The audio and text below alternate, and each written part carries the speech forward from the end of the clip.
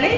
ఎందుకంటే ఒక ఎస్సీ అమ్మాయినని కూడా తక్కువ చూపు చూడకుండా ఆ సారు మమ్మల్ని ఈ స్థాయికి నన్ను మదనపల్లి మున్సిపల్ ఏరియా సెక్రటరీగా చేసినందుకు ఆ సార్కు నేను రుణపడి ఉంటాను. ఎప్పటికీ చాలా చాలా థ్యాంక్స్ చెప్పుకుంటున్నాను. అదేవిధంగా ఈరోజు అందరిలో గొప్పగా తిరుగుతున్నాము. మనకంటూ ఒక క్యారెక్టర్ ఉంది.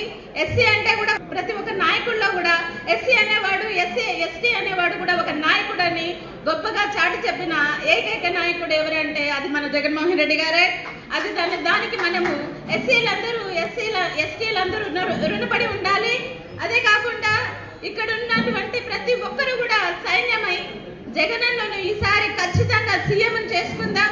ఒక కులమే ఎస్సీ కులమే కాకుండా ఎస్సీ, ఎస్టీ, బీసీ, మైనార్టీస్ అందరూ నా వాళ్ళే అని మన జగన్మోహన్ రెడ్డి గారు చాలా గొప్పగా చెప్పి మనకు పదవులు ఇచ్చారు. కాబట్టి ఈ సభాముఖంగా నేను ఒకటే తెలియజేసుకుంటున్నాను, ప్రతి ఒక్కరూ ఒక సైన్యమై కదిలి మన జగనన్నను ఖచ్చితంగా గెలిపించుకుందాం.